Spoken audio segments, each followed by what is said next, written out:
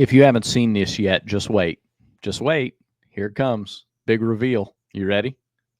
Ready? Look at that guy. Yeah. Look at that guy. Yeah. Just a couple of kids here on Village Vice. Just a couple of kids talking about Auburn and Oklahoma. Our average age of this show dropped like 10 years. They're going to have to change the graphic again because it doesn't look. And the further away I get, every single time a new episode starts, and I see that graphic, I go, who in the world is that guy? Who's that old guy? 20 years older in that. So did you lose a bet, or was it just like, it was just time, or? It was just driving me crazy, so I just shaved it all off. All right. And let me tell you, no one hates it more than my children. Oh, no. Hey, it took about 36 hours for my 1-year-old to trust me again. Like, who is this?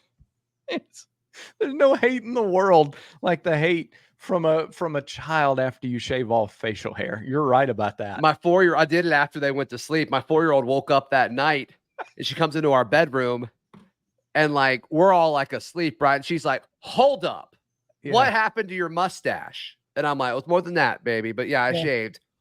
Why'd you do that? And so we didn't really sleep well that night because I had to answer a lot of questions from the 4-year-old for sure.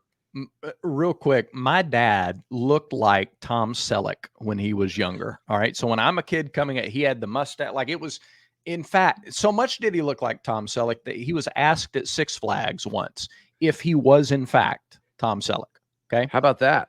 And he shaved his mustache one day and he just looked angry. And it affected me for about 3 days because he just looked mad all the time since he didn't have there was no covering up this area anymore. And he wasn't mad, but he looked mad all the time. It shocked my world. There's a brewery in Asheville that's it's dedicated to Tom Selleck. There's like pictures of him painted on the walls. It's insane. We just like walked in there and it's like, why is Tom Selleck everywhere? Then like some of their beers are named after him. It was one of the weirdest things I've ever done. Does he own it? Like, I know he's into wine. I don't think so. Winery, I think they just like, they're just being ironic. I guess so. I assume he didn't own it. That's funny. Yeah. I don't know. All right. Magnum PI Ale or something like that. Hey, today's Village Vice is brought to you by mybookie.ag. They are so proud to present this show.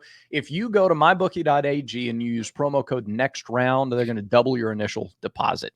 They've always got great deposit bonuses at mybookie.ag. So just go check it out. Use our promo code NEXTROUND.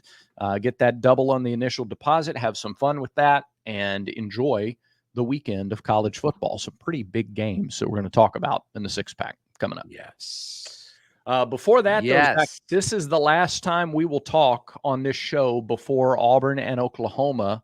And so, Auburn is hoping that it finds the answers sooner rather than later. Nice. Okay. Oklahoma Sooners sooner rather than later. There you go. That makes sense. Can't get it past you. Nope. Hurricane force whip right there. So what we're going to do is going to do a little exercise we call sooner or later. I'm going to give you a position matchup, a position battle.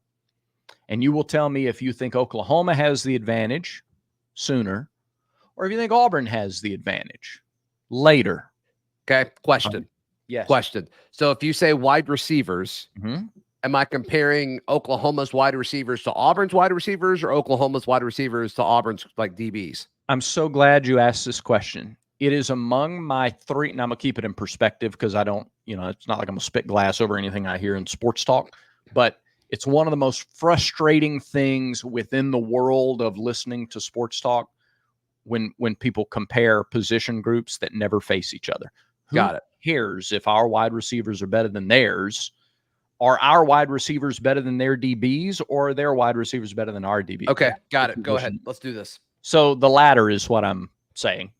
Okay. All right. First position group that I'm going to give you is Auburn's offensive line against the Oklahoma defensive line. Sooner. Okay. So Oklahoma's D-line. I'm doing this right? Is that it? That's correct. Yeah. I do that correctly? Okay. Would there be any exposition on that, or are you just going to give the because this will be a quick segment if that's all we have? We didn't really talk about this. I don't fully know what you expected from me. That's true. I think Oklahoma's front seven's really, really good.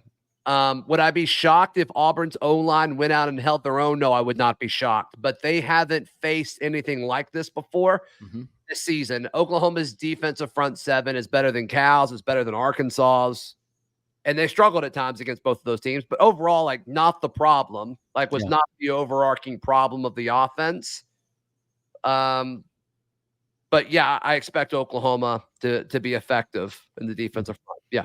I think you add to that they're multiple and enough with all these games that you're throwing my way. Is that good?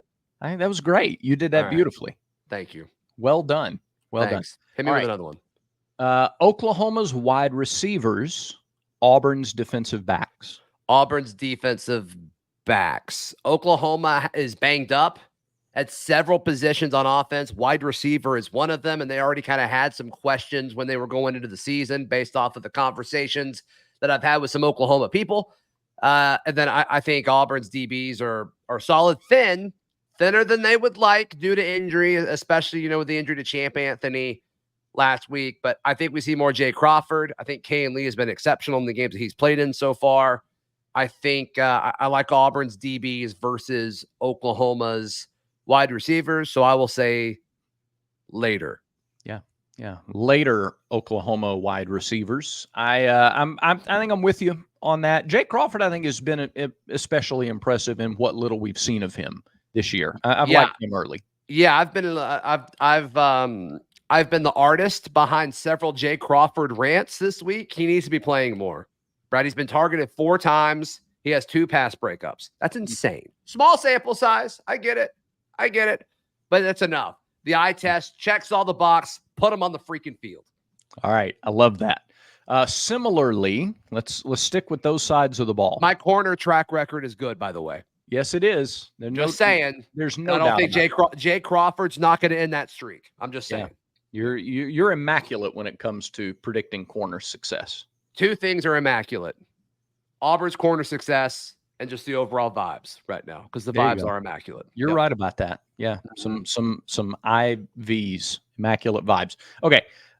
Lastly, Auburn's linebackers and safeties against Oklahoma's ball carriers. So running backs and Michael Hawkins, and maybe the 5'9" receiver that transferred from Purdue that they use sometimes as a ball carrier. So I'm gonna lump them all together. Is this the last one we're doing? This is the last one. I don't want to kill the segment. Yeah. And all of these, when you're talking about one team's offense versus the other team's defense, I don't think there's one area or matchup where I would say the offense is who I'm picking going into it. So I will take Auburn's back 7 or back 8, depending on, how they're playing it, against the Arkansas, against the Oklahoma ball carriers. Okay. But I'd say the same thing the other way around too. Like any matchup when Auburn has the football, like I'm probably going to say Oklahoma. In any matchup where Oklahoma has the football, I'm probably saying Auburn. Like the defenses should eat on Saturday, in my opinion. Yeah. Don't you think that? Well, I don't know. We'll come back to that. We'll come back to the next question. That's sooner or later. I didn't want to kill the entire segment and say that first, so I waited till you were done. I think you did a wonderful job with it. Do you agree with that? Is there a position group in this game where you're saying, no, I like that matchup? I do like Jarquez in one-on-one situations, but I don't, but it's that's interesting because I agree with you based off of what you just said. Yeah. But are we going to see that is my thing. Like, we've all agreed that the offense needs more Jarquez Hunter, and when he gets the ball, it's been effective as far as yards per carry and all that. But is Hugh Freeze going to change what he's calling to accommodate for that? Because he believes the offense is working. He believes it's there. It's just you got to quit turning the football over. Right. Yeah. Which, I mean, that's a big if. You gotta, if you quit turning the football over, the offense is good. So, like, I agree with you, but the caveat is, is that even an option? Like, are we even going to actually see that? Yeah. And the question, to be fair, in the matchup is ball carriers versus primary tacklers. And it's not just Jarquez carrying the ball. But if Peyton starts, he's going to carry the ball. If Peyton Thorne plays the entire game, he's going to have double-digit carries. I would take the under on that. I would take the under at my bookie on that. Really? Because we haven't seen that so far. Like that's not what this offense appears to be so far. Yeah. All right. That's a prediction that I have, is if, with the caveat that if Peyton... Am I off on that? I mean, how many carries does Peyton have? I'd have to look at the games this year. But, I mean, he's had so many of those drives in the Cal game were cut short by turnovers. Sure. So... You want to guess? Several times last year he had double-digit carries. Yeah, but this year, the offense is different this year, and Hugh Freeze doesn't seem interested in changing it a whole lot. We'll see. I hope he does. You want to guess how many carries he has? I got it. Super fast. I got it super fast. Lay him out there. I don't want to guess. 24. What's the most he's had in a game? Do you have it game by game? Wow. You're throwing a lot on me really quick. I know. I feel like you can handle it. How much I trust you. You want me to talk Barner? No, I got it. He had 50. I do want you to talk about them, though. But he had 15 against Cal.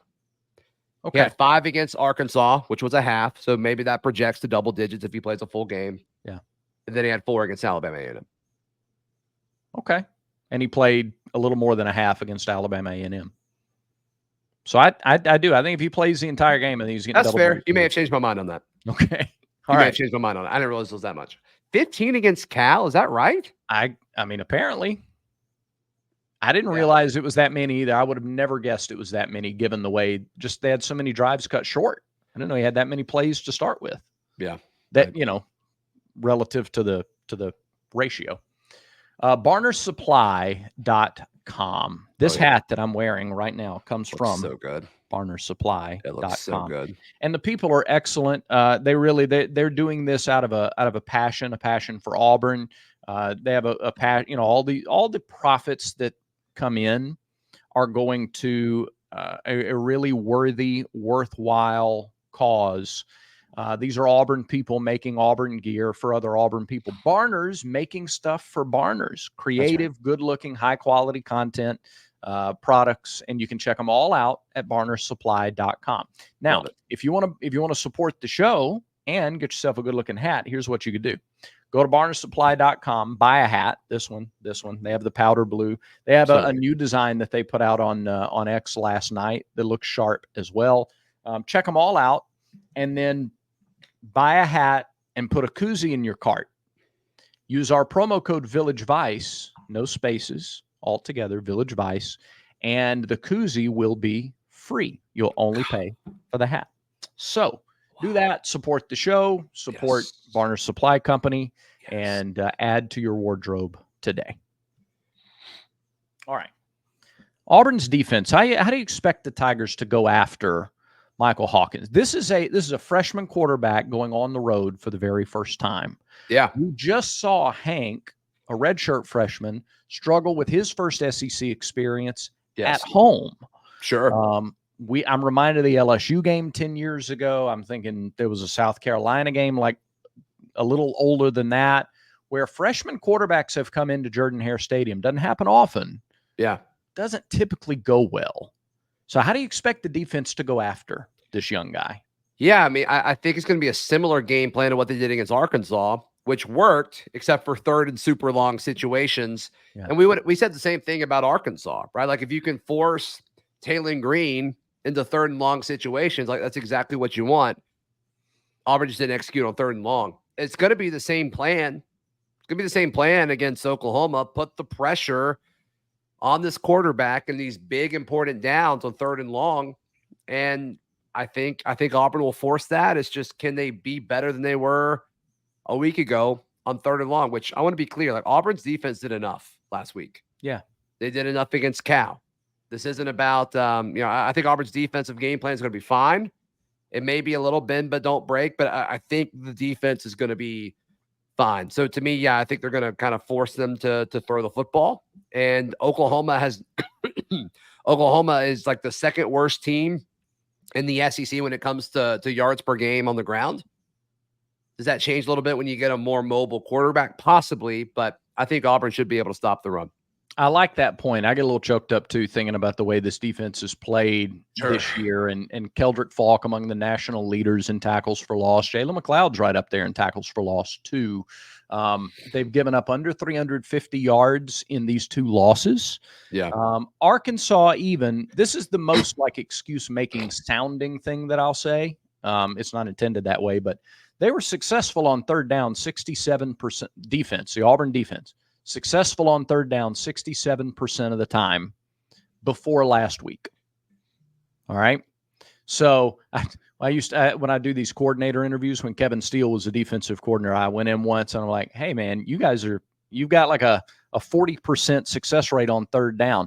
And he looked just as serious as he could be. And he goes, that means we're successful 60% of the time. 60, not 40.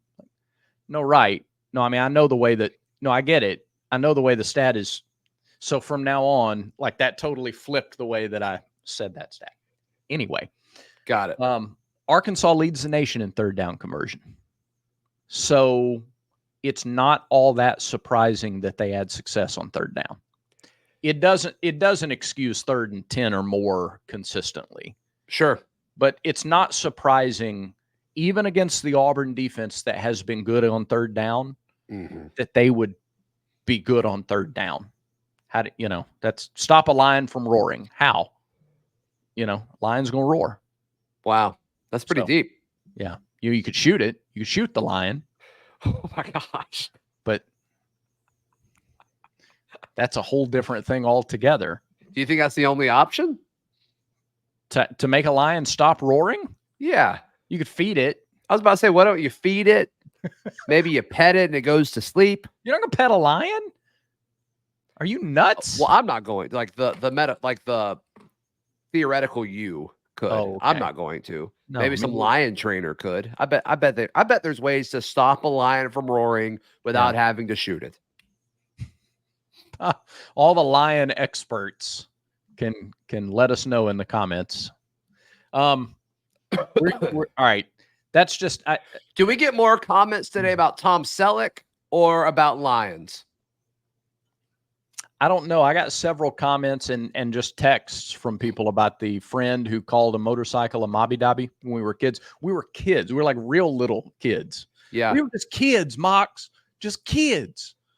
So I don't know. Anytime we see a helicopter in front of my kids, I call it a heckalopter. My wife gets so mad. She's like, they're going to call them a heckalopters. And I call elephants ephalons. Sure. And my oldest one, like a few weeks ago, she was like, we were looking at a book or something. She's like, it's an ephalant. And the glare that my wife gave me, I don't know how I made it out. This is so dumb. You know what you get when you mix an elephant and a rhinoceros? Roback.com. No. But I want to talk about Roback. But before that, do you know what you get if you mix an elephant and a rhinoceros? I don't know. Elefino. Roback.com is where you need to go to get all of the swag, whether it's for game day. They've got a great Auburn collection, as well as if you're going golfing, or hey, if you just need kind of some more stuff to kind of beef up your wardrobe. Roback.com, RHOBACK.com. Use promo code VICE20 for 20% off your order. That's at Roback.com. 6-pack time. Yeah. Don't say anything else. Let's just go into the 6-pack. That's the worst thing in the history of this show.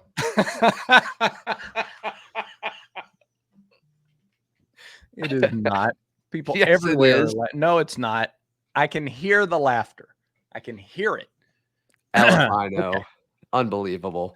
I think I heard that when I was in elementary school. So been hanging on to it for this long. Let's get into the Village Vice 6-pack. Let's start with the top 25 game in Manhattan. Number 20, Oklahoma State. Number 23, Kansas State. K-State, a 5-point favorite at home. What you think?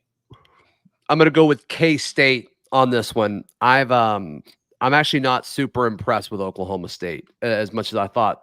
Going into the season, I thought they'd be a contender for the Big 12, but they got beat by Utah. And then, they should have lost Arkansas too, in hindsight. So I agree. And K-State is maybe a little bit undervalued at at 23. I think they're tough, physical, and they play very well at home. So yep. I'm in agreement. I like Kansas State there too.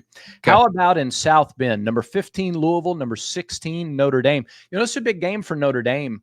Zach, they are they're 6.5 point favorite. Yeah. In this ball game, they should be. I've got to think that like this is a big game for recruits and a big game to show off South Bend, and that you know this would be just a very important home game for them. Yeah, I'm going to take Notre Dame for some of those reasons. I haven't watched Louisville a ton. They don't look super impressive. Like to me, this doesn't seem like a 15 versus 16 type matchup, but here we are. It just doesn't feel like that. Louisville's games, it is interesting that they've made the jump all the way to 15.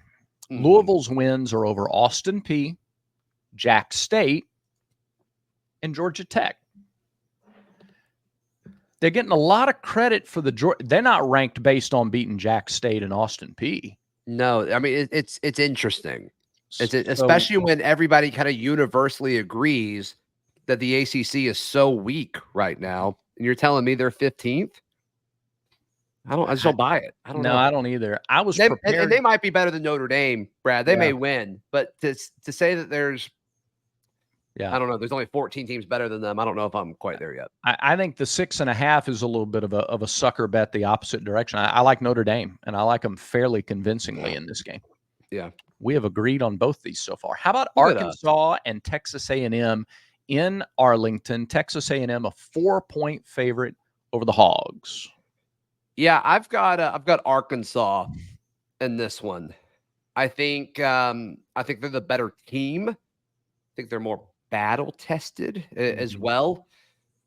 And I mean, A&M hasn't been impressive either. I mean, especially when you kind of think of the context of like Arkansas probably should have beaten Oklahoma State. They went on the road to beat Auburn. Like this is a team that I think believes in itself right now. Yeah. I agree. Texas A&M may be looking ahead to Arkansas a little bit. Only got 26 points against Bowling Green. They only scored 13 against Notre Dame. They only scored 33 against Florida. Most of that was the first half. So like their last 6 quarters, they've been very inconsistent offensively. Yeah. And I'm curious to see. So I think one of the I'm ready to take Arkansas if they decide to lean more on the running game like they did on their last drive at Jordan-Hare last week. If they line up and say, Mike Elko and Texas A&M, we have 3 running backs, the lightest of whom is 230 pounds. Here they come. I think they can win a lot of games that way. Right. So I'm going to take Arkansas. So we're 3 for 3 here, aren't we? Wow. We're so on the same page today. Yeah. Let's see. And I think we're going to continue on the next one too. Illinois 4-0, ranked number 19, coming off that win over Nebraska. Wow. They're at number 9, Penn State. Penn State is a 19.5 point favorite. I'm not going head to head on this. I want to know spread. Do they cover 19.5? Yes. Really? I think so. Ooh. Okay. I think so. I don't see where Illinois scores points is my thing. And so does Penn State get to 30, 35 and Illinois do they get to 14 or 17? I don't know. I don't know. So yeah, I'll take Penn State obviously outright. And if I had to guess, I will say they cover. I would stay away from this line at my bookie, but if I had to bet one way or the other, I would say that they cover. All right. I'm just saying. I don't think so. Illinois already is 2-0 against ranked teams. Mm-hmm. And in those games, they held them to 19, I think, and 24 points. So I don't know that Penn State gets to 30. And yeah, I think rough, tumble, ball control, chew up a lot of clock on the road. I don't think Illinois wins the game, but I think they cover. Hey, that'd be great for that program if they can keep it close. They're already super high right now, which is great. Yep. All right. I know everybody's waiting on our take on Georgia and Alabama. So what do you think? Bulldogs, Crimson Tide, Tuscaloosa, Georgia up to a 2-point favorite in this game. I think Alabama wins. I think Alabama wins this game. Based on? The fact that that's how life works. That's just how it goes, man. This is how it goes. I think Milroe's way better than people are talking about him as. I think he's dynamic. I think this game means more for Kalen DeBoer than it does Kirby Smart.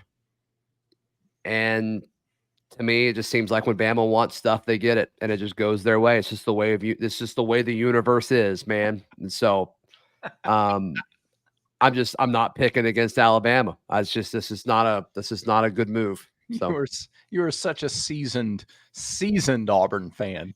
I've been hurt. Yeah, I know. I'm damaged. You've seen this movie before. Yeah. Yeah. Yeah. Am I pulling for Bama? Absolutely not. But I do think they win the game.